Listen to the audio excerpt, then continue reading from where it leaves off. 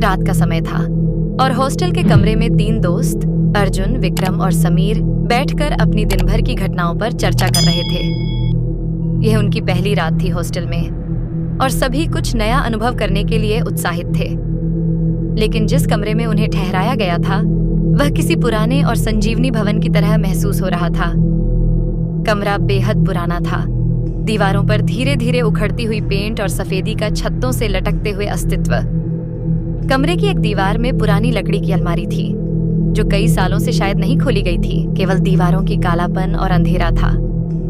रात करीब 11 बजे की थी और सभी अपने अपने बिस्तरों पर लेटे हुए थे जब अचानक समीर ने महसूस किया कि कमरे में कुछ अजीब सा महसूस हो रहा है। उसने धीरे से अर्जुन और विक्रम को जगाया और कहा, तुम लोगों को भी नहीं लगता कि यहाँ कुछ अजीब है? विक्रम हंसी में बोला, तुम भी समीर, रात को डर के मारे कुछ भी सोचने लगते हो। यह सिर्फ तुम्हारा डर है, कुछ नहीं है। लेकिन समीर की आंखों में डर था। वो ठीक से सो नहीं पा रहा था। अर्जुन ने उसे शांत किया और कहा, चलो कुछ नहीं है, तुम सो जाओ। अचानक कमरे में एक घबराहट की हवा महसूस हुई। अलमारी की दरवाजा हल्का सा खटका, जैसे कोई अंदर से उसे खोलने की कोशिश कर रहा हो।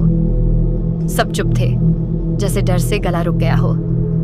फिर अलमारी का दरवाजा खुद ब खुद खुल गया। क्या? समीर घबराकर बोला, ये क्या हो रहा है? अर्जुन और विक्रम तुरंत उठे और अलमारी के पास जाकर देखा। अंदर कुछ भी नहीं था, लेकिन अचानक एक खौफनाक ठंडी हवा बाहर आई और कमरे की रोशनी झपकने लगी। तीनों दोस्तों के चेहरे पर डर था, लेकिन उन्होंने खुद को शांत रखने की कोशिश की। विक्रम ने कहा, यह किसी पुराने हॉस्टल का हिस्सा है, ऐसा कुछ हो सकता है। लेकिन अगर तुम लोग चाहो तो अलमारी बंद कर सकते हो।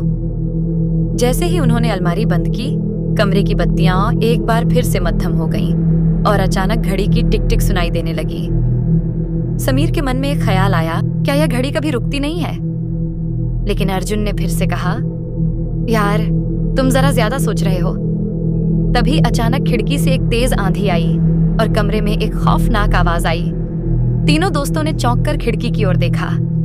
एक अजनबी फीकी सी शक्ल वाला आदमी खिड़की से बाहर देख रहा था। वो आदमी देखता जा रहा था जैसे वो किसी पुराने समय से यहाँ खड़ा हो।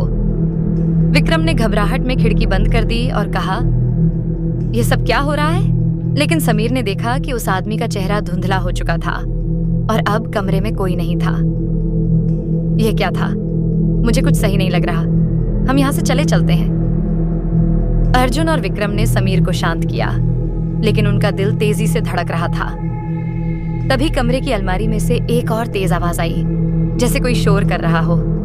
कमरे में अजीब सी ठंडक बढ़ने लगी और अलमारी की दरवाजा फिर से खुला।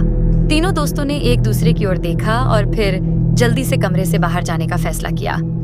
लेकिन जब उन्होंने कमरे का दरवाजा खोला तो पाया कि बाहर कोई नहीं था। हॉस्टल की सारी लाइटें बंद थीं और एक घना अंधेरा था। तभी कमरे के अंदर से एक खौफनाक चीख आई। तीनों दोस्तों ने घबराकर दरवाजा बंद किया और अपनी हिम्मत जुटाकर एक साथ बिस्तर पर गिर पड़े।